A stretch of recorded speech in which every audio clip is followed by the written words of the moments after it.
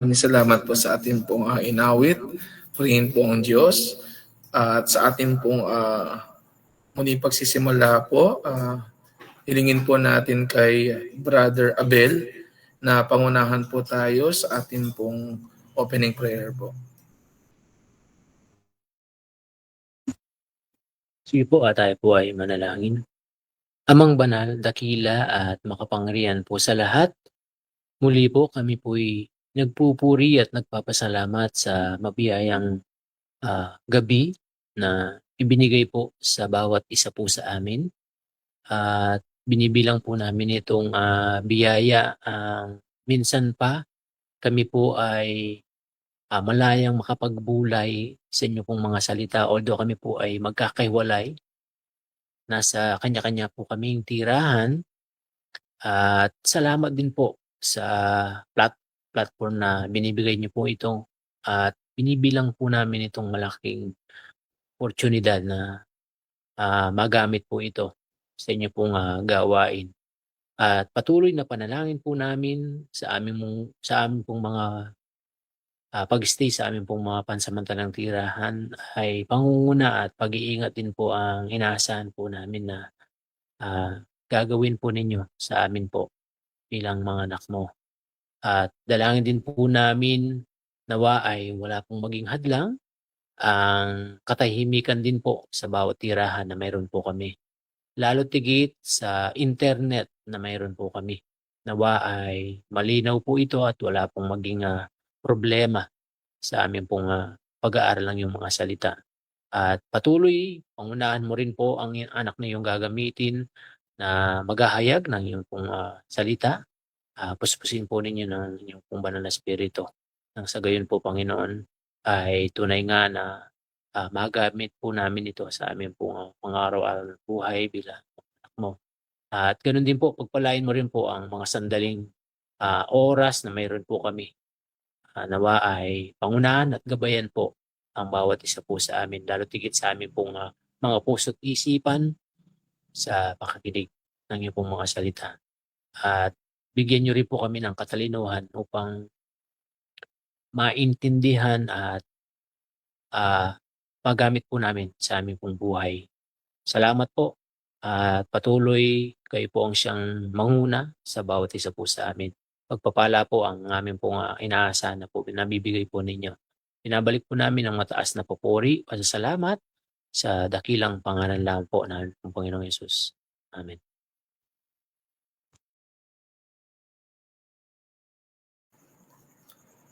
Maraming salamat, Brother Abel. At muli po ay welcome po sa ating pong online Bible study.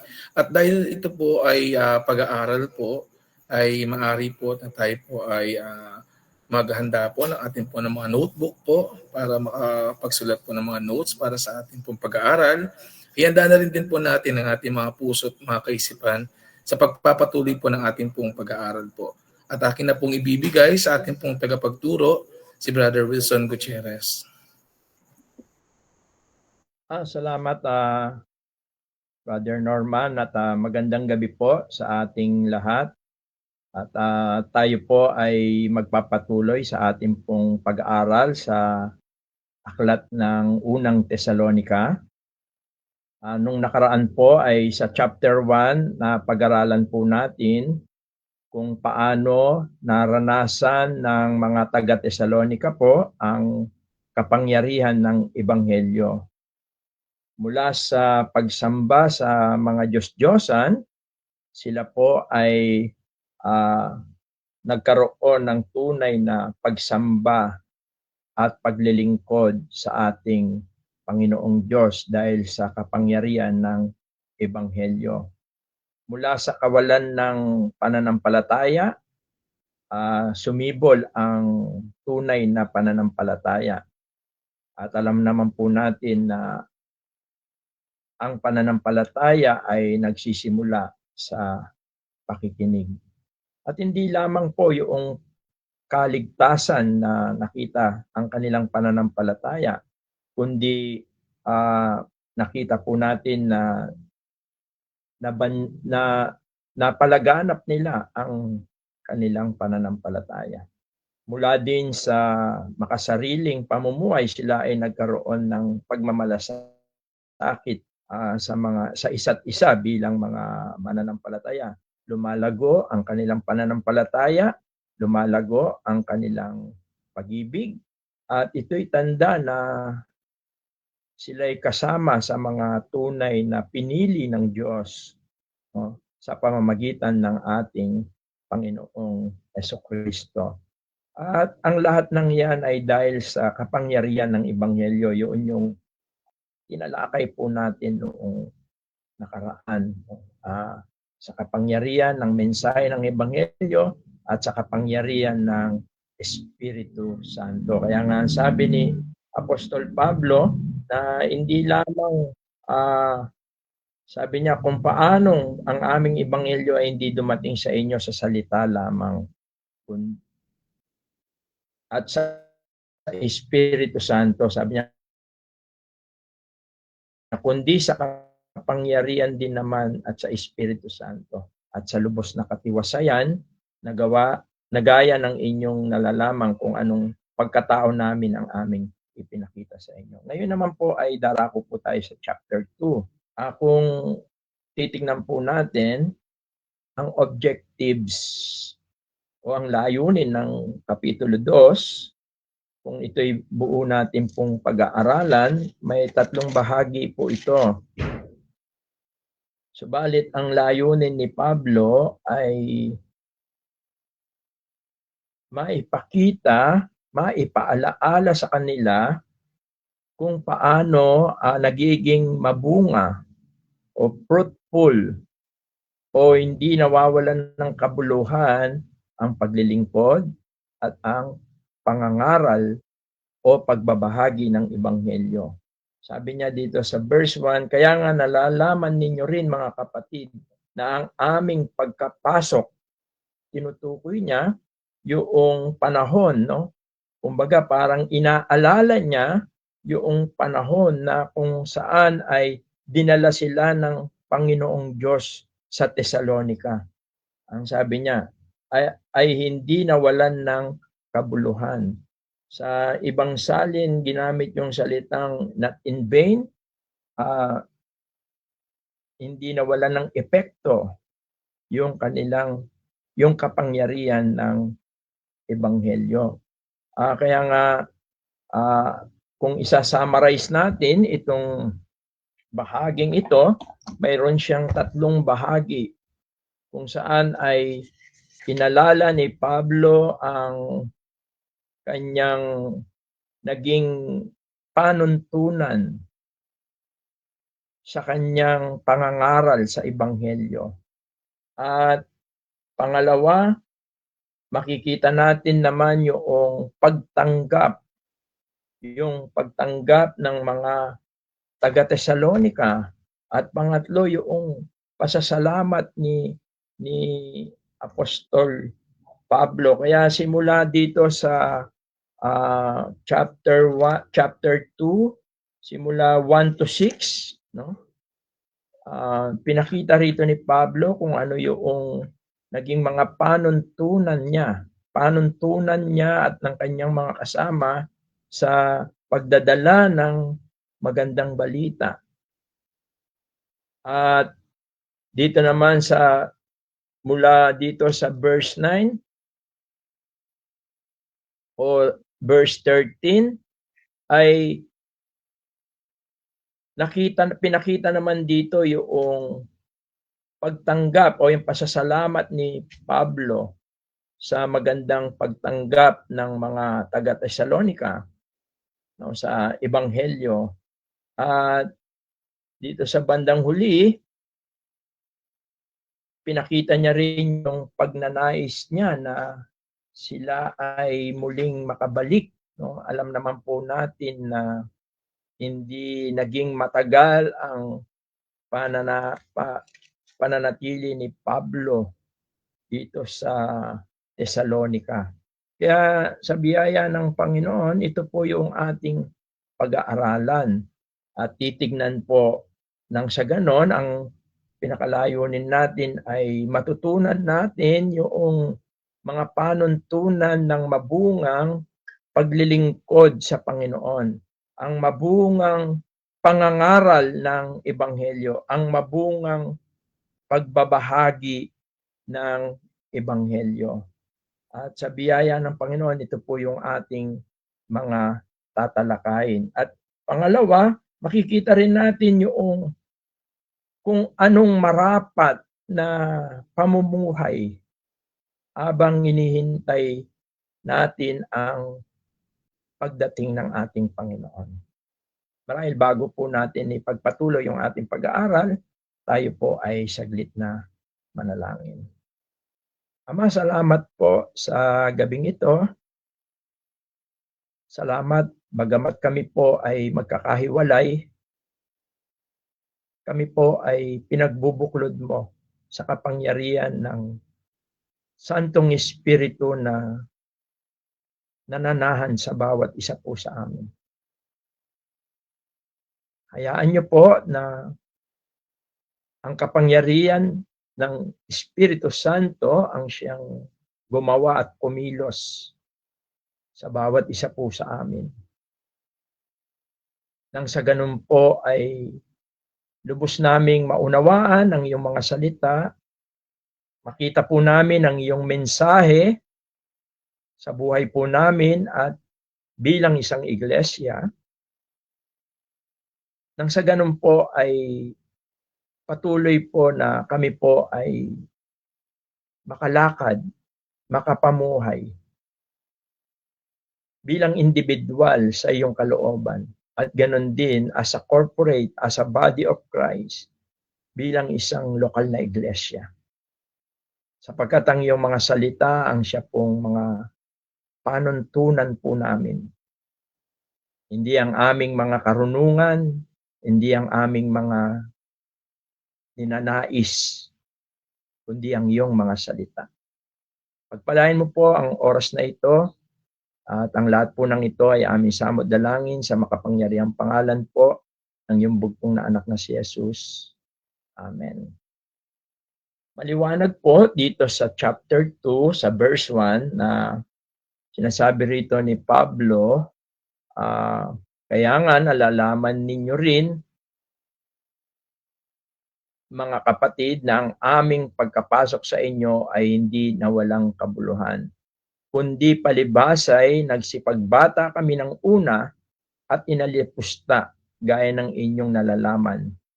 Sa Pilipos ay nagkaroon kami ng kalakasan ng loob dahil sa ating Diyos upang salitain sa inyo ang Ebanghelyo ng Diyos sa gitna ng maraming kaligaligan.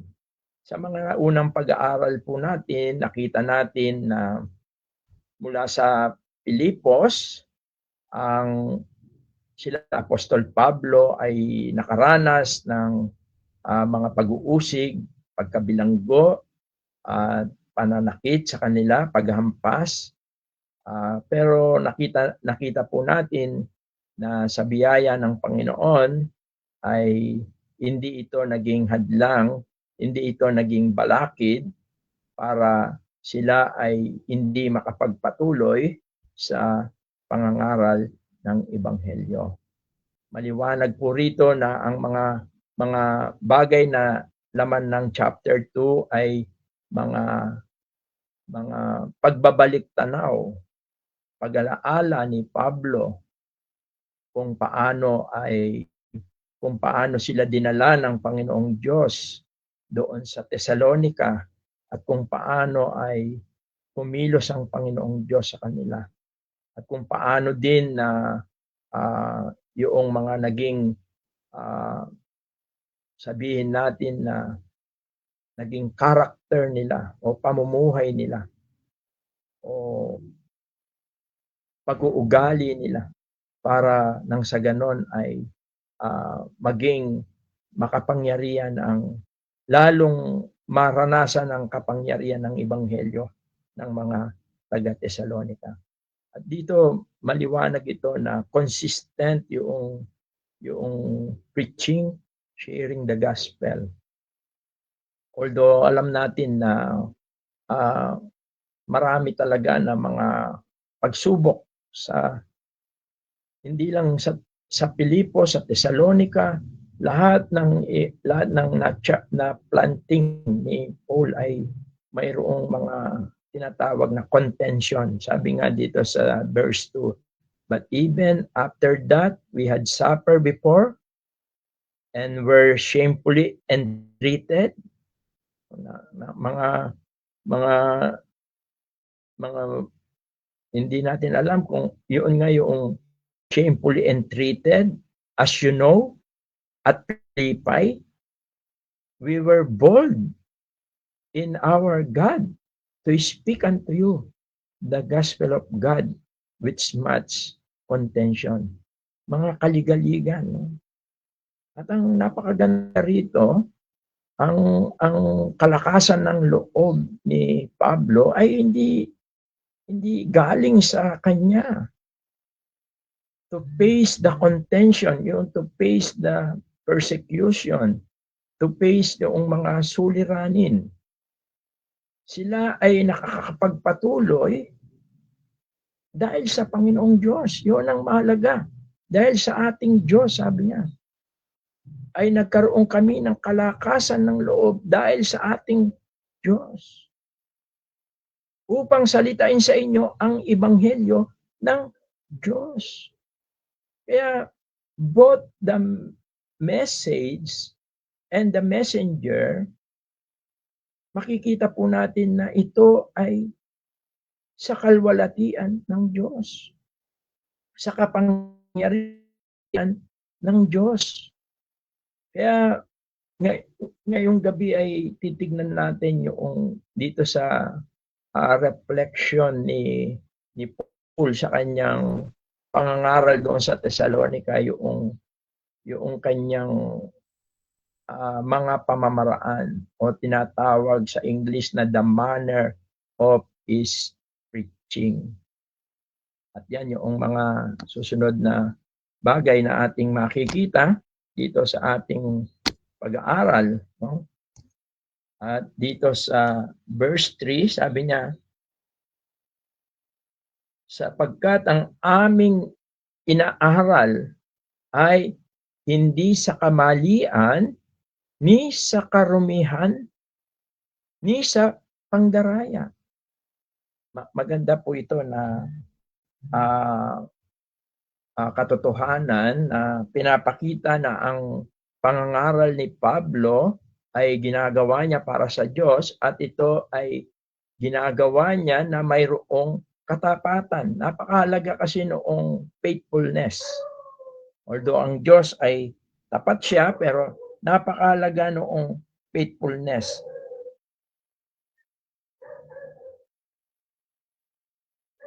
Sapagkat kung titingnan natin, sabi niya dito sa verse 3 and 4, sabi niya, sapagkat ang aming inaaral ay hindi sa kamalian, ni sa karumihan man, ni sa pagdaraya, kundi kung paanong kami minarapat ng Diyos upang pagkatiwalaan kami ng Ebanghelyo. Dito ay pinapakita ni Apostol Pablo na ang kanyang pangangaral at ang kanyang iniaaral na mabuting balita ay pinagkatiwala ng Diyos sa kanya. Kaya tinitignan ni Pablo ang kanyang sarili bilang isang katiwala ng Diyos. At ito yung makikita natin dito. Siya ay masasabi natin na itinuturing niya na siya ay katiwala ng Diyos. Kaya sa Galatia chapter 1, no, verse 11 and 12, siguro tumingin tayo ng ilang mga talata. Sabi rito, sapagkat aking ipinatatalasta sa inyo mga kapatid tungkol sa ebanghelyo na aking ipinangaral, na ito'y hindi ayon sa tao, sapagkat hindi ko tinanggap ito sa tao, ni itinuro man sa akin, kundi aking tinanggap sa pamamagitan ng pahayag ni Jesucristo. At alam po natin na ang mga sinasabi ni Apostol Pablo na ito ay maaaring ito'y nangyari noong siya ay pinagbabato at halos mamatay na, at sabi nga niya halos nakaakyat siya sa ikatlong langit, no? At doon marahil ay marami siyang mga revelation ng Panginoon. At isa sa bagay na ito ay ang Ebanghelyo. At dapat nating malaman na ang bawat isa sa atin, sabi nga sa Korinto, we are ambassador of Christ. Tayo rin ay mga katiwala ng Panginoon, Diyos. At ang maganda po, hindi po ipinagkatiwala ng Panginoon ang pagbabahagi ng Ebanghelyo sa mga anghel, kundi ito ay ipinagkatiwala sa bawat mananampalataya. Tulad ni Pablo, tayo po ay mga katiwala. At yun yung maganda na makikita natin kung babalikan natin itong Thessalonica. Sapagkat ang isang katiwala, ito ay nagpapakita na ang isang mahalagang mensahe at ang makapangyarihang mensahe ay ipinagkatiwala. At yun ang sinasabi ni Apostol Pablo. At nais niya na maging tapat sa bagay na ito bilang katiwala. Kaya titingnan natin yung mga pamamaraan, no? Yung manner. No? Sa English ginamit yung manner of his preaching. Sabi niya, kundi palibasay, verse 2, nagsipagbata kami ng una, o dito na sa verse 3, sapagkat ang aming inaaral ay hindi sa kamalian, ni sa karumihan, ni sa pagdaraya.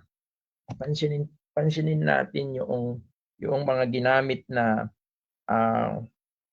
words ni Paul, no? Pinapakita niya rito na buong katapatan niya na ipinangangaral ang salita ng Diyos. Hindi sabi niya, for our exhortation was not of deceit. Hindi sa pandaraya. At alam ni Paul na ang isa sa mga kahalagahan ng isang steward, kailangan siya ay isang tapat. Sabi nga sa 1 Corinthians chapter 4, 1 and 2. Hindi kailangan na maging popular tayo, o hindi kinakailangan na sabihin natin na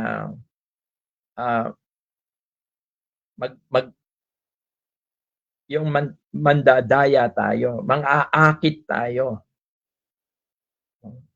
Yun ang isang malaking kung minsan na hadlang sa pag-iebanghelyo.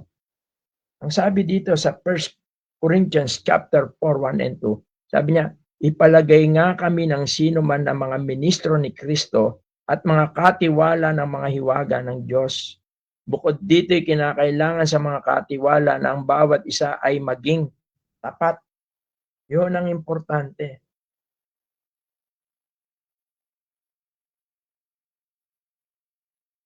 Yung being faithful as an steward of Christ. Yung wala tayong intensyon na akitin ang mga tao, parang gawin natin silang mga followers, o kaya naman ay yung maging nagiging mapagkunwari tayo.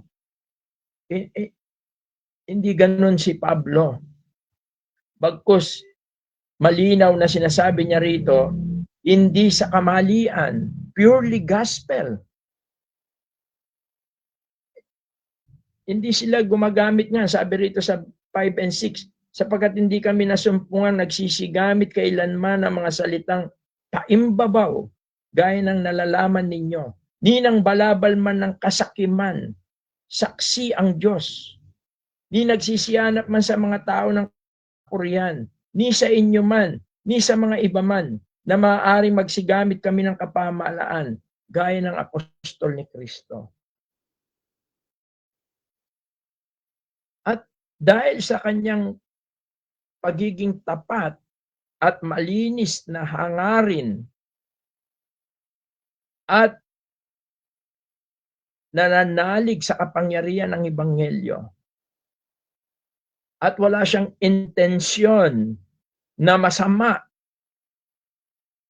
sa kanyang mga inaaralan, ang Diyos na nagpapalago, ang Diyos na nagpapatubo at nagpapalago sa binhi ng Ebanghelyo, ay nakita natin ito'y tumubo. Kaya nga sabi niya, hindi nawalan ng kabuluhan.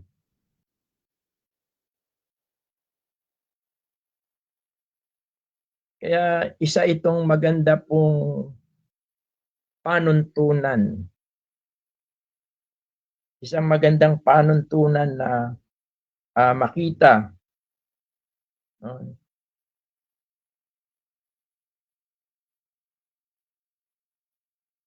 At maganda po yung minsan po kasi sinasabi ng iba, basta importante na ipapangaral ang Ebanghelyo, kahit ano yung motibo, mali po yun. Hindi po. Hindi magsasucceed. Hindi magbubunga. Sapagkat ang Diyos na nakakakita ng ating puso, ang Diyos na nagbigay sa atin upang tayo pagkatiwalaan ng Ebanghelyo, ang Diyos ay nakikita ang ating mga puso, nakikita ang ating mga laman ng ating puso. Kaya napakahalaga noong pamamaraan. Yung nag-i-stick tayo doon sa gospel, and then yung pamamaraan, yung manner, yung conduct, yung laman ng ating puso, napakahalaga sa pangangaral ng Ebanghelyo. Kaya ito yung unang makikita natin. Hindi yung mga magagandang pananalita, mahinahon na pananalita, although maganda po yun. Hindi ko sinasabing masama yun. Pero ang pinakamainam ay yung laman ng ating puso.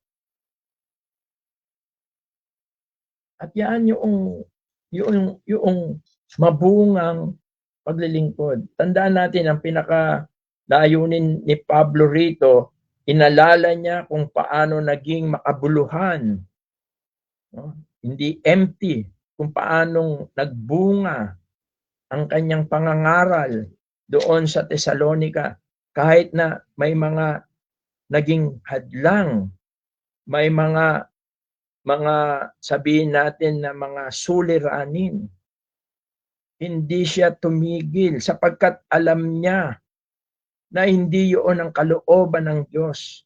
At itinuturing niya na ang mga bagay na nangyari sa kanya doon sa Pilipos ay isang magandang pagkakataon na ibinigay ng Diyos upang madala ang Ebanghelyo sa Thessalonica.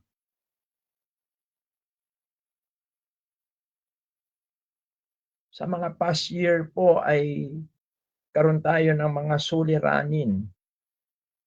Isang local church na tayo ang ginamit ng Panginoon.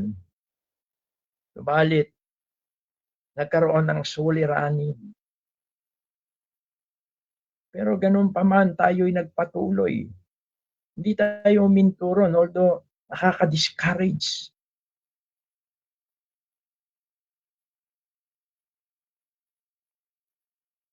At nakita natin ang kalooban ng Diyos. Itinuturing natin na pagkilos ng Diyos. Kaya ang importante, malayang makakilos ang Diyos sa ating paglilingkod at sa ating pangangaral ng Ebanghelyo. At ito'y hindi mawawalan ng kabuluhan. Subalit kapag ito'y kinukuha natin sa sarili nating pamamaraan, kabaligtaran sa naging panuntunan ni Apostol Pablo na naging tapat siya, naging malinis ang kanyang hangarin, malinis ang kanyang puso sa harapan ng Diyos. Ang Diyos na nagpapatubo at nagpapalago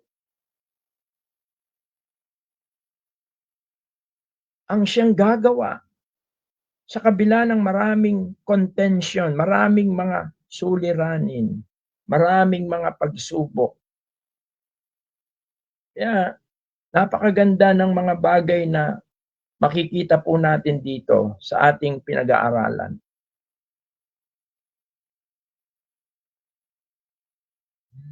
Walang mga transparent siya, walang mga paimbabaw. Sabi dito sa verse 5, sa English ginamit, or neither at any time use we flattering words, nor a cloak of covetousness, balabal ng mga kasakiman.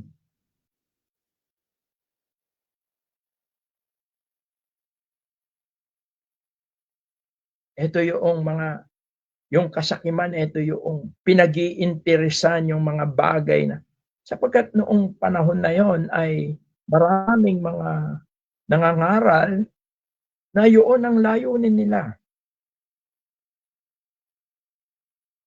To gain not only money, but popularity. Yun yung, at ngayon, ganyan ng maraming mga nangangaral. To gain money and to gain popularity. And sometimes, ang mga genuine Christian ay nahuhulog sa ganyang bagay.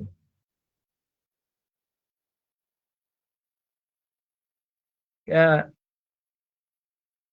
nakita natin yung kanyang pag-uugali sa kanyang pangangaral, no? Hindi siya gumamit ng mga salitang paimbabaw, direct, gospel. Hindi niya pinapakita na matalino siya, marami siyang alam sa Bible. Sabi nga ni Pablo sa ibang sulat niya, wala akong ibang ipinaalam sa inyo kundi ang Ebanghelyo.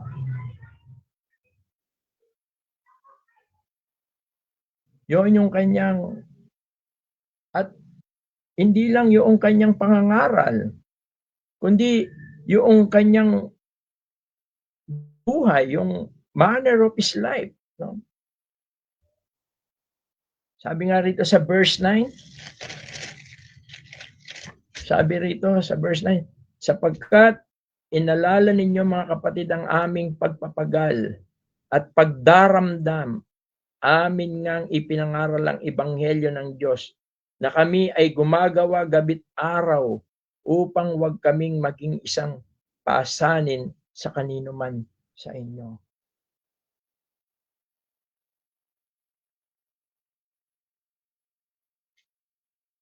Kung titingnan natin, si Pablo ay nagtatrabaho, siya ay tent maker. Yun ang pinangsusupport niya sa kanyang buhay. Ayaw niyang maging pasanin, pabigat.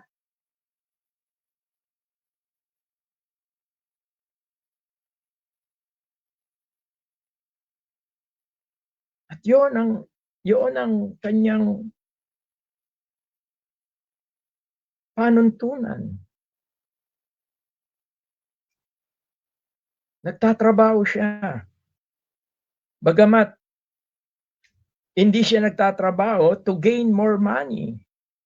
Nagtatrabaho siya to support his ministry. Minsan po naiisip ko yan eh. Sabi ko kung nagtatrabaho lang ako siguro, ibig sabihin kung yung panahon ko ibubuhos ko lang sa trabaho, kahit na isang drugstore lang ang buksan ko, siguro naman kikita ako ng sabihin ko ng pinakamababa na yung 3,000 isang araw. Ay hindi kung sa loob ng ilang araw yon ay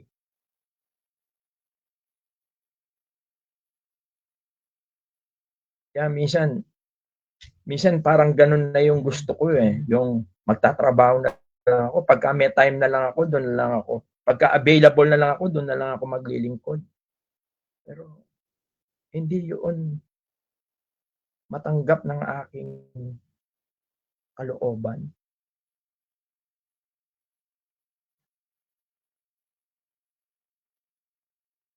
Bakit? Sapagkat alam ko mayroong ipinagkatiwala sa akin ng Panginoon din.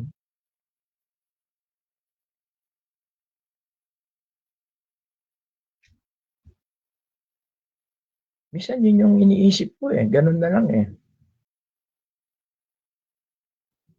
Pagka may available na lang ako, pero hindi nakalulugod sa Panginoon. Si Pablo, ayon dito, itinuring niyang malaking pananagutan ang pangangaral ng Ebanghelyo at hindi lang para maligtas kundi para sila ay inuris. Kaya nga dito rin ay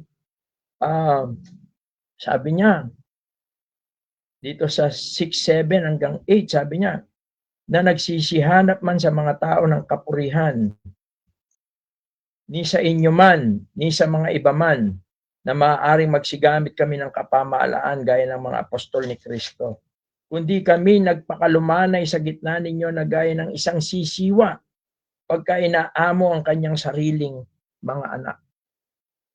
Gayon din kami palibas ay magiliw sa pag-ibig sa inyo ay kinalugdan namin kayo'y bahaginan hindi lamang ng ebanghelyo ng Diyos, kundi naman ng aming sariling mga kaluluwa sapagkat kayo naging lalong mahal sa amin. Pansinin natin yon, yung binahaginan, hindi lang ng ebanghelyo, kundi yung buhay nila, yung time nila, yung effort nila, yung lahat-lahat sa kanila.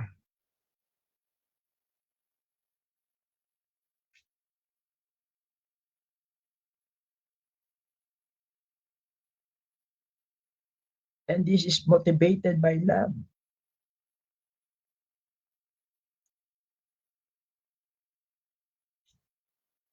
Yung isakripisyo ni Pablo, yung kanyang buhay.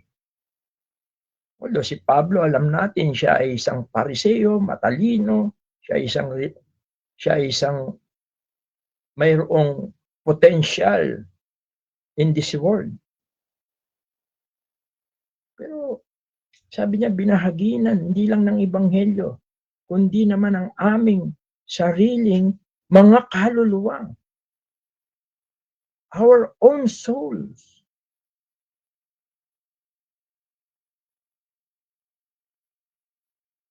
Maaaring hindi niya na tinignan yung mga pangarap niya, yung mga gusto niyang mangyari sa buhay niya. Hindi niya na tinignan yon. Ang tinignan niya, dahil sa kanyang pagmamahal sa Panginoon at dahil sa kanyang pagmamahal doon sa mga naligtas,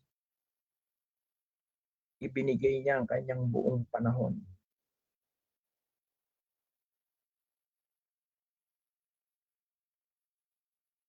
At alam ng mga ang kagandahan, ang mga taga-Tesalonica, sabi nga niya dito sa verse 9, for you remember, sapagkat inalala ninyo mga kapatid, ang aming pagpapagal at pagdaramdam. Amin ngang ipinangaral ang ebanghelyo ng Diyos na kami ay gumagawa gabit araw upang wag kaming maging isang paasanin sa kanino man sa inyo.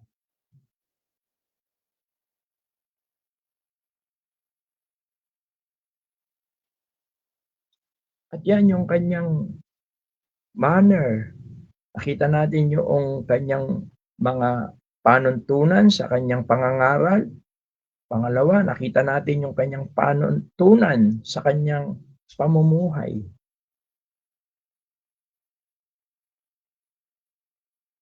Nagtatrabaho siya.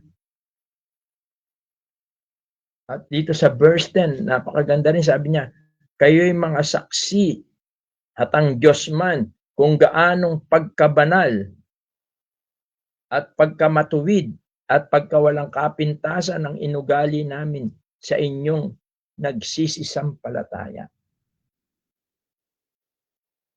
Yung banal, separate, yun ang ibig sabihin dito ng salitang banal. Pagkamatuwid, dito sa English, ginamit niya, you are witness and God also how holily and justly and unblameably we behave ourselves among you that believe.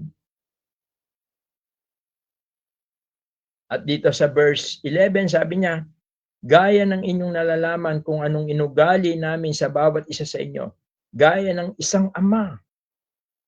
Kanina, isang sisiwa, isang ina. Ngayon, tulad ng isang ama sa kanyang sariling mga anak, na kayo'y inaralan, pinagsasabihan, pinalalakas ang loob. And I believe through His teaching and the Word of God. At nagpapatotoo. Sabi niya, ito yung purpose niya, upang kayo'y magsilakad ng nararapat sa Diyos na siyang tumawag sa inyo sa kanyang sariling kaharian at kalwalatian. Kaya, nakita natin yung panuntunan niya sa kanyang pangangaral, diretso, direct, gospel, walang paligoy-ligoy, walang pang-akit na mga salita. Nakita natin yung kanyang pamumuhay, yung panuntunan niya, ayaw niyang maging pabigat, malinis ang kanyang konsensya, malinis ang kanyang hangarin, walang halong pandaraya, hindi siya naghahangad ng papuri ng tao, kahit sila man o sino man, kundi inaaral niya ng may buong katapangan ng Ebanghelyo. At para siyang nanay sa kanila, ninunuris niya sila sa pamagitan ng salita ng Diyos. At inaaralan sila tulad ng isang ama. Sapagkat ang nais niya ay makapamuhay sila ng nakalulugod sa Panginoon. Sabi niya sa verse 12, upang kayo magsilakad ng nararapat sa Diyos na siyang tumawag sa inyo sa kanyang sariling kaharian at kalwalatian. Kaya, kung nais natin, marahil ay pagnilay-nilayin po natin ito. At ako'y naniniwala na ang layunin ni Pablo, kung bakit ipinapaalala niya ito, nais niya na ang mga taga-Tesalonica ay makapagpatuloy sa pagpapahayag ng Ebanghelyo habang hinihintay nila ang pagdating ng ating Panginoon. At nakita natin dito sa verse 13 hanggang 16, yung kanyang pasasalamat, yung mga dahil sa pagtanggap ng mga taga-Tesalonica, sabi niya rito, at dahil naman dito kami nagpapasalamat ng walang patid sa Diyos, na nang inyong tanggapin sa amin ang salita na ipinangaral. Sa makatuwid bagay ang salita ng Diyos ay inyong tinanggap na hindi gaya ng salita ng mga tao, kundi ayon sa katotohanan na salita ng Diyos na gumagawa naman sa inyo na nagsisisampalataya. Ang salita ng Diyos ay naging makapangyarihan. Ang salita ng Diyos ay gumawa. O sabihin na natin, ang Diyos ay gumawa sa buhay nila sa pamamagitan ng salita ng Diyos. Sapagkat tinanggap nila ang salita ng Diyos ng buong katotohanan. At ito ay naging makapangyarihan. Naranasan nila ang kapangyarihan ng salita ng Diyos. At hindi lang yan. Natuto rin sila na magtiis sa kabila ng mga pag-uusig. Ang sabi nga rito sa 14 and 15, sabi niya, sapagkat kayo mga kapatid ay nagsitulad sa mga iglesia ng Diyos na nasa Judea kay Kristo Jesus, sapagkat nagsipagbata naman kayo sa inyong sariling mga kababayan, gaya naman nila sa mga Hudyo, na nagsipatay sa Panginoong Yesus at gayon din sa mga propeta. At kami ay kanilang pinalayas at di nagbigay lugod sa Diyos at laban sa lahat ng mga tao. Pansinin po natin yung pattern ng paggawa ng Diyos sa mga local na churches noon. At yan din yung nais ng Diyos sa atin, sa ating lokal na iglesia. Na tayo ay magpatuloy sa kabila ng mga suliranin, mga pagsubok, mga pangangailangan.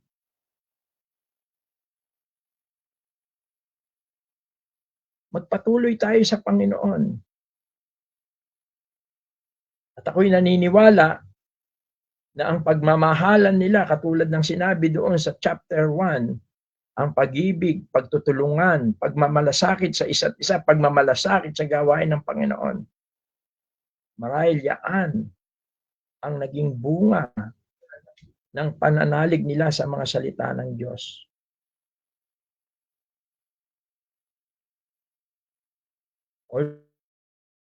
Although si Pablo, kahit saan siya magpunta, sinusundan siya ng mga pag-uusig.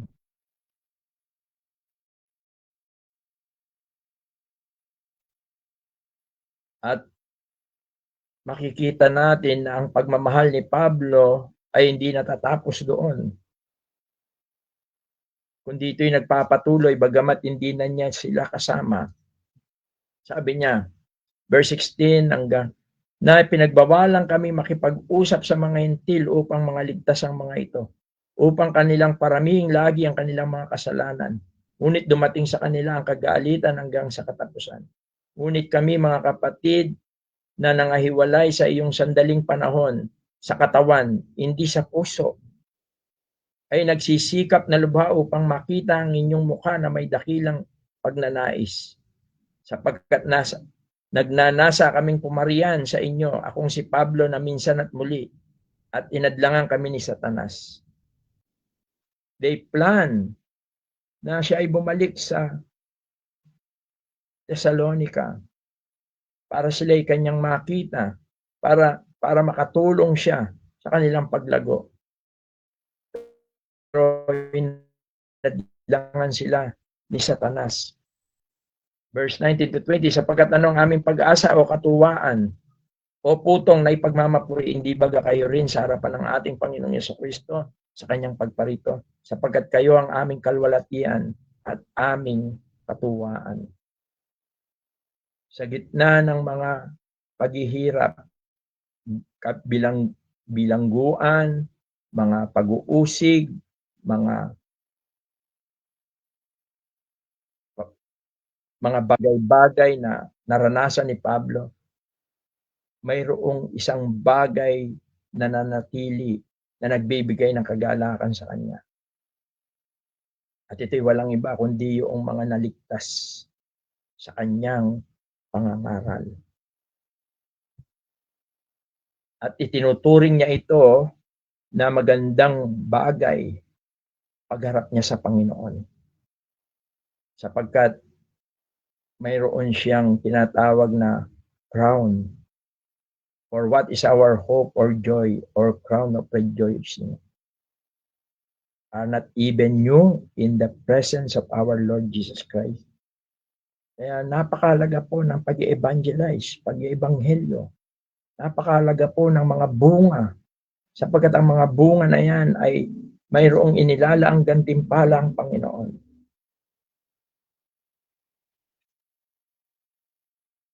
Kaya dito po sa ating pag-aaral, nakita po natin yung pamamaraan ni Pablo sa kanyang pangangaral. Hindi siya gumagamit ng mga pananalita na pang-akit,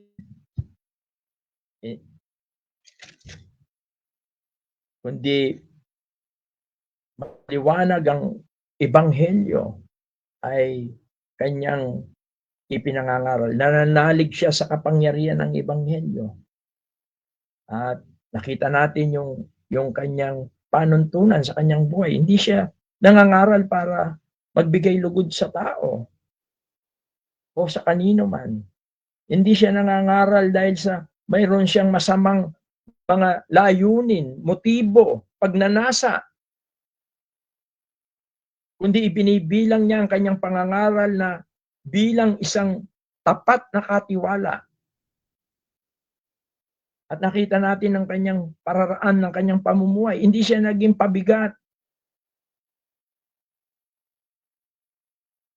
Kundi bagkus siya'y gumawa para sa kanyang pangangailangan at ganon din sa kanyang ministeryo.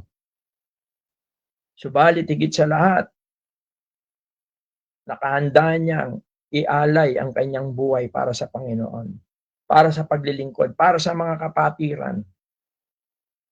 Hindi spare tire ang kanyang ibinigay sa Panginoon. Hindi spare time. Hindi yung pagka pwede lang siya. Hindi pagka kailangan lang siya. Kundi buong puso niya na inialay ang kanyang sarili, yung kanyang kaluluwa. Hindi lang sa Panginoon, kundi para sa mga kapatiran.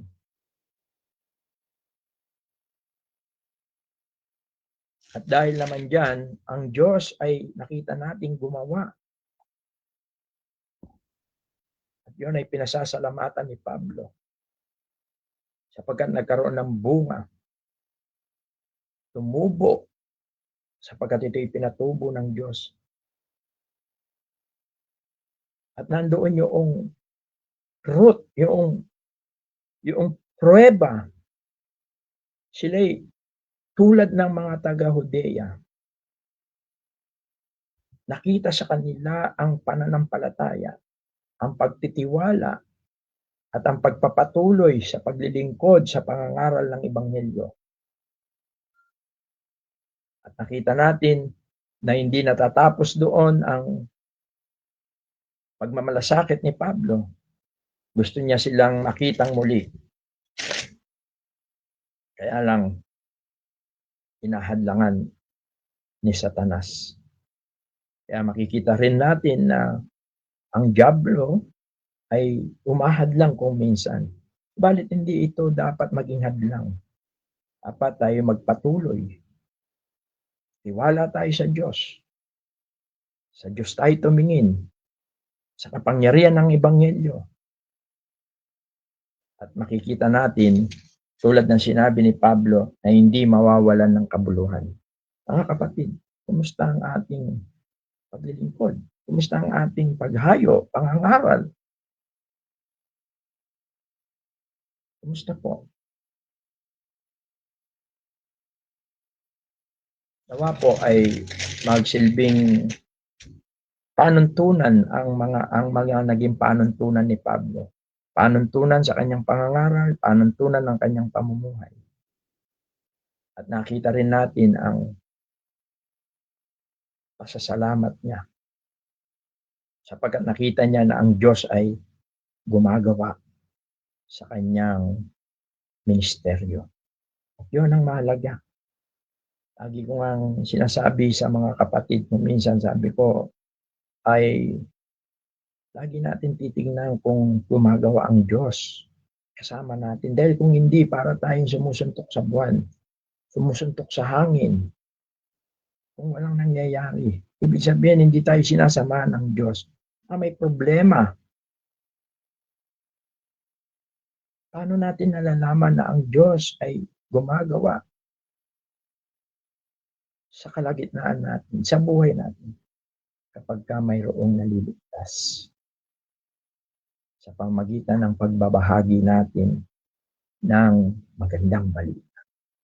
Nawa ay ang aking panalangin at personal sa akin, nawa ang mga katangian o ang mga inalala ni Pablo, yung kanyang reflection na ito sa kanyang panuntunan sa panangangaral niya, panuntunan sa pamumuhay niya, at yung pagpapasalamat niya, pagmamahal niya sa mga taga-Thessalonica. Habang ito'y aking pinagninilay-nilay din, ay ito rin yung aking panalangin, naway maging mabuting katiwala ako ng Panginoon. Naway makita ko na gumawa ang Panginoon sa aking pangangaral ng Ebanghelyo. At magsilbi rin itong hamon sa akin na hindi madali talaga ang pangangaral ng Ebanghelyo. Laging may legalistic contention. Subalit, kung kasama mo ang Diyos, tulad ni Pablo, hindi mawawalan ng kabuluhan ang iyong paglilingkod. Let us pray. Ama, salamat po sa iyong mga salita. Salamat po sa pangunguna niyo po sa amin. Nawa po ay tunay na ang iyong mga salita ay tumimo sa aming puso, mangusap sa aming mga buhay, upang kami po ay hindi mawalan ng kabuluhan ng aming pong paglilingkod at pangangaral po sa inyo. Salamat po, O Diyos, sa kabila ng mga pagsubok, kahirapan, mga pangangailangan. Nakikita po namin na hindi mo po pinababayaan ang mga tunay na lingkod po ninyo. Salamat po at tunay na nagiging kagalakan po sa amin sa gitna ng mga kahirapan, ang mga bunga na pinatutubo po ninyo sa aming pagpapagal sa pangangaral ng Ebanghelyo. Nawang bawat isa po sa amin ay tunay po na maranasan ang kagalakang ito at maranasan ang mga bunga ng aming pangangaral ng Ebanghelyo. Ang lahat po ng ito ay aming samot dalangin sa makapangyarihang pangalan po ng iyong bugtong na anak na si Jesus. Amen. Good evening po at tulad po ng ginagawa natin, ay kung meron po tayong mga katanungan dito sa ating pinag-aralan, po yung pamamaraan ni Pablo sa kanyang pangangaral, ay yung panuntunan niya sa kanyang pangangaral, panuntunan sa kanyang pamumuhay bilang katiwala ng Diyos at yung kanyang taus-pusong pasasalamat sa Diyos. Ay nakikita niyang gumagawa ang Diyos at yung patuloy na pagmamahal ni Pablo sa mga taga-Thessalonica at sa mga kapatiran na naligtas sa pamagitan ng Ebanghelyo. Balik ko muna po sa ating MC. Sige po mga kapatid, nasadako na po tayo ng ating pong question and answer. Sakali po na may mga katanungan po tayo na may kinalaman po sa ating pong pag-aaral, ay malaya po ang bawat isa po sa atin po na makapagtanong. Sige po mga kapatid.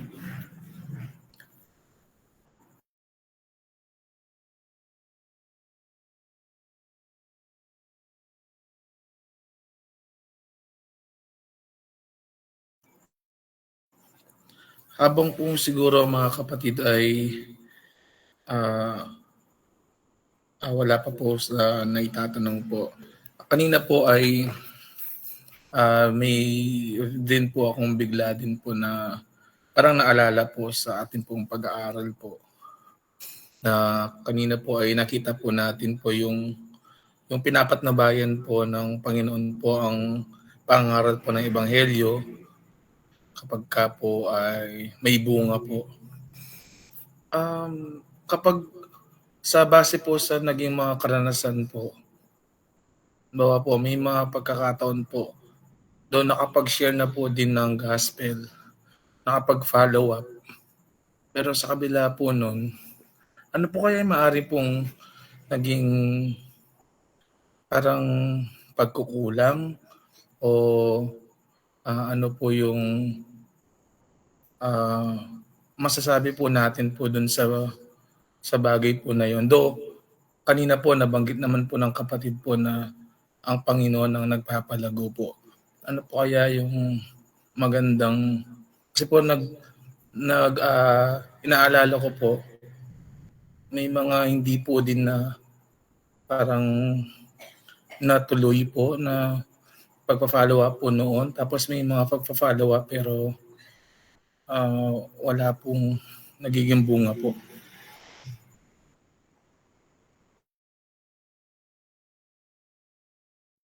Ano yung pinaka-question, Brother Norman? Bali po, ang question ko po doon is, ano po yung naging pagkukulang po ba? O mga bagay po na hindi po na naisalang-alang po kaya? Bakit po nauwi po sa ganun po na sa kabila nga po ng nakapag-follow up po pero parang hindi nakapagpatuloy po yung tawag po doon. Naalala ko po kasi mayroon din pong sinisharean po. Pero ngayon po parang bigla na lang po kung hindi po wala na po, hindi na po naipagpatuloy po yung pag-follow up po sa kanya. Tapos po, parang wala na po naging kadugtong po. Parang ganun po.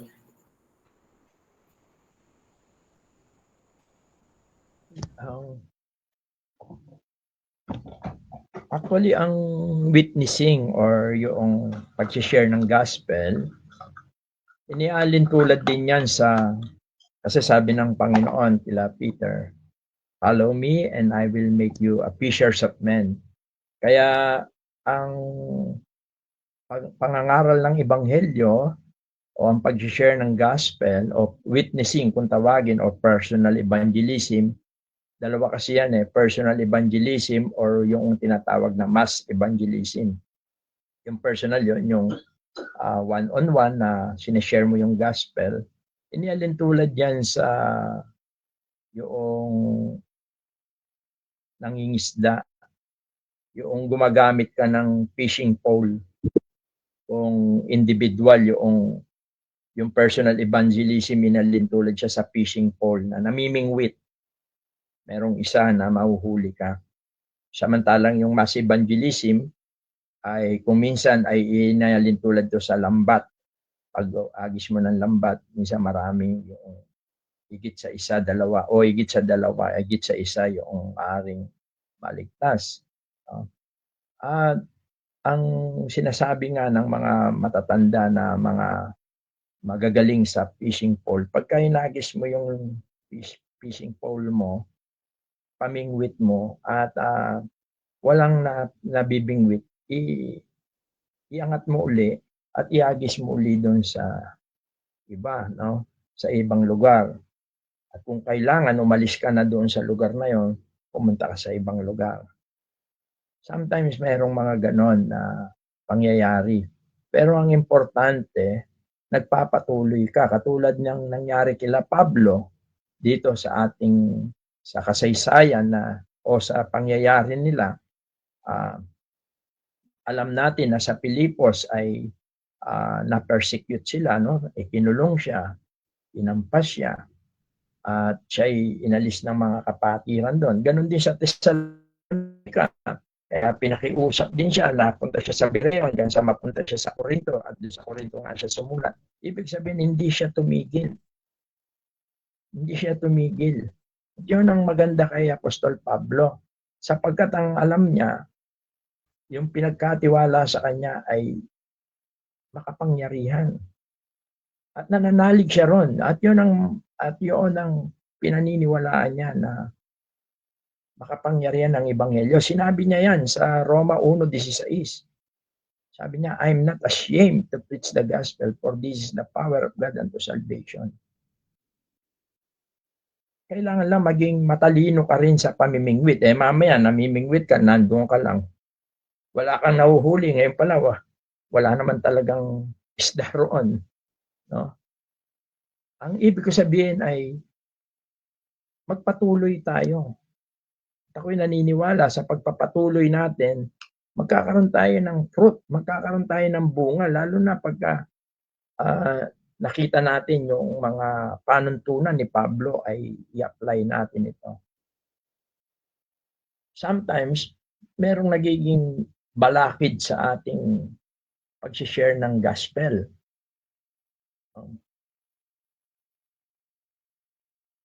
Sa 1 Corinthians chapter 9 siguro, verse 12. Tingnan natin. Importante una, magpatuloy muna. Huwag sumuko agad na walang bunga parang hindi naman sila tumanggap. Sayang yung pag-preach ko sa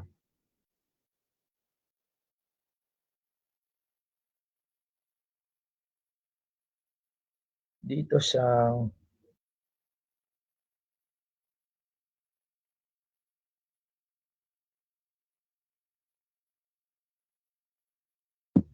First Corinthians chapter 9, ito, verse 12.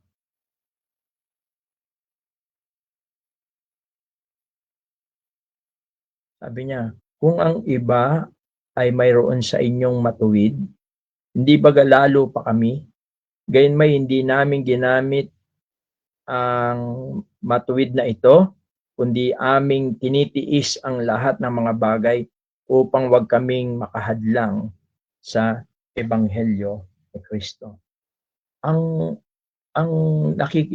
Kung titingnan natin dito, binabanggit ni Pablo yung, sabi niya, kung ang iba ay mayroong sa inyo, siguro basahin ko na yung mga previous verse.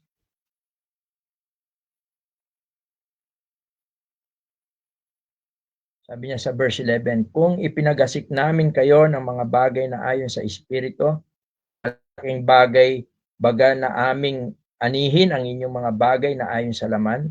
Although ang tinutukoy niya rito, yung parang tulong sa kanya, maaring financially, sabi niya, parang karapatan niya yun Verse 12, sabi niya, kung ang iba ay mayroon sa inyong matuwid, hindi baga lalo pa kami. Ang tinutukoy niya rito, kung yung iba nga na nagtatrabaho lang sa inyo o kaya may ginagawa sa inyo, diba, may pinaayos ka, ito ay sinuswelduan mo o kaya binibigyan mo, no? Yun yung tinutukoy niya rito sabi niya, kung ipinagasik namin kayo ng bagay na ayon sa Espiritu, malaking bagay baga sa aming anihin ang inyong mga bagay na ayon sa laman. Kumbaga, favor ay ano rin namin yun karapatan din naman namin yun Pero ang sabi niya, kung ang ay mayroon sa inyong matuwid, hindi baga lalo pa kami, gayon may hindi namin ginamit ang matuwid na ito, kundi aming tinitiis ang lahat ng mga bagay upang wag kaming makahadlang sa Ebanghelyo ni Kristo. Ang tinutukoy dito ni Pablo, mas minarapat niya na hindi siya kumuha ng anumang pabor dito sa taong kanyang inaaralan. Tiniis niya na yon, although karapatan niya naman yun Yun yung sinasabi niya rito. Ang reason niya, hindi siya humingi ng anumang favor doon sa mga tao na kanyang inaaralan, kundi tiniis niya yon. Anong sabi niya? Para hindi kami makahadlang sa Ebanghelyo. Hindi ko sinasabing ganito yung ginawa mo, pero isang bagay na nakakahadlang ito. Na pagka meron kang sinesharean, sometimes instead na ikaw ang magbibigay ng favor, humihingi ka ng favor. anyone o anumang bagay yon. Nakakahadlang yon. No? Kaya nga, kung mapapansin ninyo sa ating mga pag-ebanghelyo, mas madalas, gusto natin tayo na yung nagdadala. Ayaw natin na bigyan tayo ng favor. Last lang, merong nagpadala ng kapatid. Sabi niya sa akin, "Brother, binigay ko na kay mother yung chicken." Sabi ko sa kanya, "Next time sis, wag niyo nang kaming padalan. Lalo na kung hindi mapapadalan yung iba." What I mean, mas maganda yung hindi tayo humihingi ng favor. Yun ang sinasabi ni Pablo. Yun ang una na sabi niya, para hindi kami makahadlang. Possible yun yung mga magiging hadlang. Sa Ephesians 6:19-20, kumbaga tinitingnan na natin yung mga hindrance sa pag-ebanghelyo. Una, wag na wag tayong hihingi ng favor doon sa mga sinishare natin ng gospel. Mas maganda kung tayo ang magbigay ng pabor o tulong o kung ano man. Dito sa Ephesians 6:19-20 sabi niya, "At sa akin upang ako'y magpagkalooban ng pananalita ng aking bibig upang ipakilalang may katapangan ng iwaga ng ebanghelyo, na dahil dito'y ako'y isang sugong natatanikalaan upang sa ganito ako'y magsalita na may katapangan gaya ng nararapat na aking salitain. Datapwat," dito na lang sa verse 20, "na dahil dito'y ako'y isang sugong natatanikalaan upang magsalita ng may katapangan." Kailangan boldly. Hindi yung parang himas-himas. Ayaw mo na ma-offend dahil sasabihin mo yung kasalanan. Kung minsan, dapat directly sabihin natin yon. Hindi yung parang piniplease mo lang siya at ginagawa mo lang flavor si Christ. Minsan ganun ang nakakaano sa mga nag-share . Hindi siya, "Ay hindi, makasalanan ka, papunta ka sa kaparusahan." Kailangan matapang tayo. Pagka naduwag tayo na sabihin ang mga katotohanan dahil iniisip natin na baka hindi niya na tayo, yun yung sinasabi rin ni Pablo kanina, hindi siya nagbibigay lugod sa tao. Directly, hindi siya gumagamit ng mga salitang pandaraya. Kundi direct gospel. At pagka sinabi nating gospel, kasama yung kasalanan. Pinipreach yung kasalanan. Nire-rebuke yung kasalanan. Sinasabi yung kasalanan. Ngayon, kung sabi nga ni Pablo, bigyan mo ako ng katapangan, sabi niya, "At sa akin upang ako'y pagkalooban ng pananalita sa pagbuka ng aking bibig, upang ipakilalang may katapangan ang hiwaga ng ebanghelyo, na dahil dito ay ako'y isang sugong natatanikalaan, upang sa ganito ay ako'y magsalita ng may katapangan, gaya ng nararapat na aking salitain." Yung mga shallow words, kung minsan hindi talaga siya nagiging effective.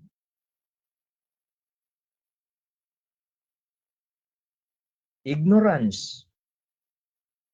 Ibig sabihin, sa 1 Corinthians 15:3 and 4, yung ignorance, ibig sabihin, pagka nag-share ka tapos may itatanong, hindi ka masyadong, kaya napakahalaga rin na yung purely gospel. Ang sabi ni Pablo rito, "Sapagkat ibinibigay ko sa inyo una sa lahat ang akin namang tinanggap, si Kristo ay namatay dahil sa ating mga kasalanan ayon sa mga kasulatan. Siya ay nilibing, siya ay muling binuhay ng ikatlong araw ayon sa mga kasulatan." Napakahalaga nito. Kasi kung hindi mo alam yung ebanghelyo, yung gospel, hindi mo mapipreach. Baka ang pinipreach mo, rapture. Pinipreach mo kung ano yung narinig mo sa Bible study. Kaya sabi ni Pablo, hindi siya gumagamit ng mga flattering words, kundi direct ang gospel, ang ebanghelyo. At ang ebanghelyo ay yung 1 Corinthians 15. Minsan meron ako naririnig na nag-share na sinishare niya dapat yung mga bagay na natututunan sa Bible study. Hindi pa maintindihan yun ng iba. Dapat gospel. Kaya at marami pa na dahilan. Iilan lang yon sa mga nagiging dahilan. Pero sometimes naman, meron talaga na nakakalungkot, talagang may nagre-reject ng gospel. Kaya para magkaroon ng fruit, huwag tayo tumigil. Ako rin, marami rin ako na-sharean. Although hanggang ngayon, sinashare ko pa rin. May mga kaibigan ako na totally talaga rejected yung gospel. Pero salamat, meron naman bunga rin naman. Patuloy lang. Papatuloy lang. Yun, pinasasalamatan ko sa Panginoon. Kaya nakikita ko na siya ay gumagawa rin. At yun yung nakaka-inspire din. Kasi kung walang naliligtas, ako mismo titigil na rin ako. O kaya aalamin ko bakit walang naliligtas. At napakaganda ng pag-aaral natin. May mga panuntunan si Pablo sa kanyang pangangaral. Diretso, walang halong ibang motibo. Hindi niya piniplis yung tao. Gusto niya lang talaga ma-share niya sapagkat pinagkatiwala sa kanya ang isang pinakamahalagang mensahe. At yun ang mensahe ng magandang balita. At nakita rin natin yung pamamaraan, panuntunan niya sa pamumuhay para maging effective yung gospel. At hindi niya nakakalimutan pasalamatan ng Diyos sa mga naliligtas sapagkat alam niya na ang Diyos ang siyang nagpapatubo at nagpapalago at siya nakikipag-cooperate sa Diyos. Papatuloy siya. Kaya marami pang mga hindrances. Sometimes nga yung sinasabing arrogance, yung mabagsik minsan naman sobrang bagsik. Kailangan ay sa evangelism kasi merong mga practical approach, mga methodical na approach, no? Meron mga different approach. Parang yung halimbawa, yung sa barbero, inaahitan niya yung barbero, wini-witnessan yung inaahitan niya. Sabi niya, kung mamamatay ka ba ngayon, alam mo na kung saan ka pupunta. Tumakbo. Kasi nilalabahan niyang gano'n eh. Ibig sabihin, hindi appropriate. Minsan merong mga gano'n. Kaya maganda rin yung ini-improve natin yung to communicate the gospel. Pero hindi mo dapat itago yung katotohanan na yung kasalanan. Sabi nga, hanggat hindi nila makita na sila ay makasalanan, walang conversion. At trabaho ng Espiritu Santo yon. Ayun ang importante, magtiwala ka na sa Panginoon, sa kapangyarihan ng Espiritu. Yun ang sinasabi ni Pablo. Dumating sa inyo sa aming ebanghelyo, sa kapangyarihan ng ebanghelyo at ng Espiritu Santo. Kaya napaka-importante rin noon tinatawag na Spirit-filled. Dahil alam mo kung paano gumawa ang Espiritu. Ililid ka niya. Siya yung nagtuturo both sa iyo at doon sa wini-witnessan mo. Tandaan natin si Felipe, nangangaral siya sa Samaria pero nung i-convict siya, pumunta siya sa ilang. Hindi siya nag-question. He obeyed the conviction. At doon ay yung eunuko na saved. Yun ang importante. Pupuntahan mo. Naalala ko yung meron kaming kaklase, although si Brother Jim, kausap ko nung pinuntahan namin si Brother Rap, salamat sa Panginoon, nag-materialize sa tulong niya. Meron kaming kaklase, actually, balak namin puntahan. Nandun na ako sa area niya pero hindi ako nakapunta. Nalungkot talaga ako, naiyak ako sa sarili ko eh. Kasi along the way, bumabiyahe kami nila Brother Jan. Dapat dadaanan namin siya from Pagudpod dahil sa Pangasinan siya, Ilocos, Pangasinan. Hindi ko siya nadaanan. The following day ay nag-message sa akin yung anak niya. O yun din palang araw na yun. Sabi niya na hindi na po kayo mahintay ng tatay ko. Akala ko busy lang. Ngayon pala namatay na. Sometimes meron mga ganun. Pero na-sharean ko siya. So, pero gusto ko siyang puntahan. Actually, ini-schedule na talaga namin siya nila Brother Jim. Hindi siya kailangan yung conviction, leading ng Holy Spirit. Hindi yung komportable ka lang na dahil kasama mo, nandyan. Hindi, sometimes merong yan, kasama. Yan, alam ni Brother Jan yan. Noong puntahan namin si Brother Rob, isipin ba natin na magkaroon ng gawain dyan sa Nueva Ecija? Pero tinitingnan ko nung una, malayo. Talagang malayo naman. Pero tinignan ko ang kabutihan at tinignan ko ang kapangyarihan ng Panginoon. Hindi ko tinignan yung malayo, wala akong gagamitin, hindi ako ganun, yung resources, minsan ganun. At salamat sa Panginoon at siguro dahil maganda rin yung receptivity ni Brother Rap, kumilos ang Panginoon. Nakita siguro ng Panginoon yung mga puso namin na yun talaga yung layunin namin na pumunta ron. Minsan ang Diyos, mabuti siya. Kaya ako, isa sa mga pinasasalamatan ko, yung buong family, mga magulang, kapatid, mga anak, no? At least, nasa Panginoon na ako ay minsan nasasabi ko parang dapat, pero minsan na yung conviction talaga iba. Hindi ka, pagka yung may bagay na tinatawag ng Panginoon talaga, kailangan ay alam ng Panginoon yun. Kaya yun ang nakita rin kay Pablo sa Parail. At ganun din sa panahon natin. Pag nakita ng Panginoong Diyos yung puso natin. Kaya yun yung sinasabi natin na malalaman mo yung magandang motibo, hindi yung dahil sa maganda yung pananalita, maganda yung ginagawa, hindi. Alam mo, malalaman nyo na ang motibo ay pure and clean. Pagka ang Diyos ay nagliligtas sa pamamagitan mo, sa pamamagitan ng isang nagdadala ng Ebanghelyo. Doon mo makikita yun. At yun yung tinuturo ni Pablo. Yun yung reflection ni Pablo, yun eh. Wala akong, yung motibo niya, wala talaga. Malinis yung hangarin niya. Yung mga words na ginamit niya. Kaya kung titingnan natin, si Pablo ay, sabi niya rito, sabi nga ni Warren Wiersbe, yung salita raw na ginamit ni Pablo rito, sabi niya, verse 4, kundi kung paanong kami minarapat ng Diyos upang pagkatiwalaan kami ng ibang, ay gayon namin sinalita, hindi gaya na nagbibigay lugod sa mga tao, kundi sa Diyos na sumusubok sa aming mga puso, sapagkat hindi kami nasumpungang nagsisigamit kailanman ng mga salitang paimbabaw, gaya ng nalalaman ninyo, nining balabal man ng kasakiman.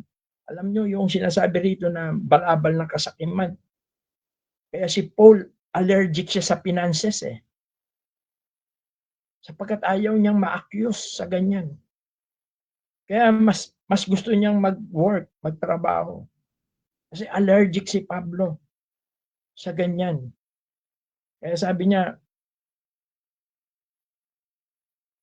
yung ginamit dito sa English, sabi niya, nor of men sought we glory, neither of you, nor when we might have been burdensome. O doon sa verse 5, sabi niya, for neither at any time use we flattering words, as you know, nor a cloak of covetousness. Yung kasakiman.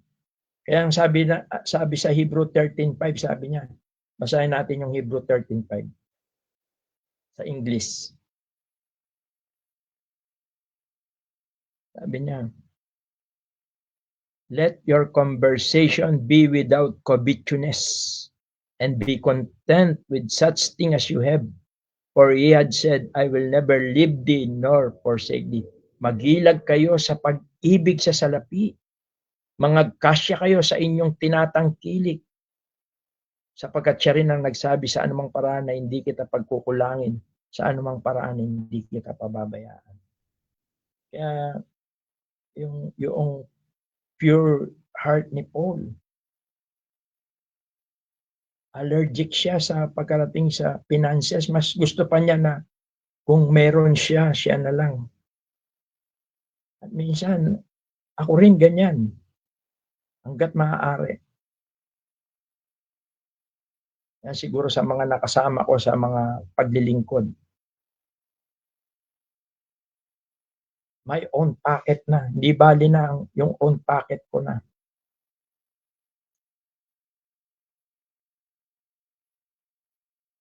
Kesa sa magkakaroon ka ng interest. Eh, hindi pagpapalain ng Panginoon. O sa tingin ko, pagka ganon na sa paglilingkod sa Panginoon, hindi mo sinama yung buong buhay mo, buong kabuuan mo. Palagay ko hindi magbubunga. Dahil yun ang tinitignan din naman ng Panginoon. Kaya nakalulungkot, merong mga hindi naliligtas dahil nga nahadlangan. Tulad nun, yung sinabi ni Pablo na yung favor, hindi siya humingi ng favor. Although karapatan niya yun, pero hindi niya ginawa, nagtiis siya. Minsan ganun, di ba? Sa mga Bible study natin, gusto natin, although parang favor sa ating yung, ay, kami na, ganda. Alam ni Brother Jan yan, kahit na sasabihin ng mga kapatid, brother, may message nila ako, brother, wag ka na magdala, kami na maghahanda. Pero nagdadala pa rin. Nagdadala pa rin. For the sake na ayaw natin na maging pabigat. Although yung kagalakan nila ay kagalakan nila yon, ayaw naman natin hadlangan yon. Minsan mayroong mga ganon.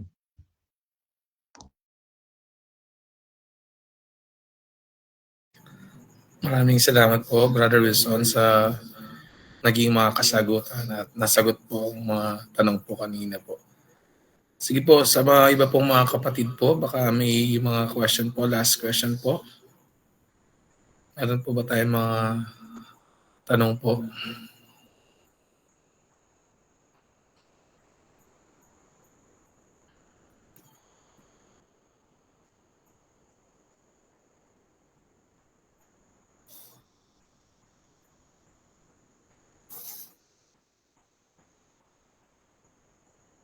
Sige po mga kapatid, kung wala po na tayong mga katanungan po, nawa ay tunay na ang ating pong napag-aralan po ay naging hamon po sa atin po. Hindi lamang po natin ito narinig, nawa ito po ay makita po sa ating pong pamumuhay po. Sa ating pong pagwakas po na pananalangin, kausapin po natin si Brother Jan na pangunahan po tayo sa panalangin po. Sige po, tayo po ay manalangin. Ama namin Diyos na dakila, banal at makapangyarihan sa lahat, nagpapasalamat po kami, Ama, sa gabi po na ito na pinagkaloob po ninyo muli sa pagpapatuloy po ng aming pong pag-aaral po sa mga aklat po ng Thessalonica. Salamat sa lahat po ng kapatid na nag-join, nanood po sa live, at sa inyo pong anak na ginamit po na naghayag po ng inyong pong mga salita. Patuloy nawa ang aming pong napakinggan po sa aming pong pag-aaral ngayong pong gabi, sa aming pong mga pamumuhay at sa pagbabahagi ng mabuting balita ng kaligtasan. Nawa masumpungan niyo po kami ng tapat at patuloy po na kami ay lubos na nagpapagamit po sa inyo sa bagay po na ito. Sa gayon po, patuloy po na kayo po ay manguna sa amin pong pagbabahagi ng mabuting balita ng kaligtasan na tunay po na magkaroon po ng bunga ang aming pong pangangaral na mabuting balita ng kaligtasan. Nawa ito po ay patuloy pong maging hamon po sa bawat isa po sa amin at tunay nawa ang bawat isa ay magamit po ninyo para po amin pong maibalita po ang ginawa ng aming pong Panginoong Hesus doon sa krus, kanya pong kamatayan, pagkalibing at muling pagkabuhay bilang nakabayaran po para po sa amin pong mga kasalanan at sa pamamagitan ng aming pong pananampalataya ay ganoon naman po ang kaligtasan na pinagkakaloob po ninyo. Muli po, salamat po at patuloy sa inyo po namin dinadalangin ang oras po na natitira sa gabi po na ito. Kayo po ang mag-ingat po sa lahat po ng mga kapatiran. At muli, Ama, ito po ay aming pong dinadalangin at hinihiling sa matamis na pangalan lang po na itong dugtong na anak na si Kristo Jesus. Amen. Good evening po. Thank you po. God bless po sa atin pong lahat. And God bless po sa ating lahat. Good evening po. Salamat po. Good evening po. God bless to all. Good evening po. God bless.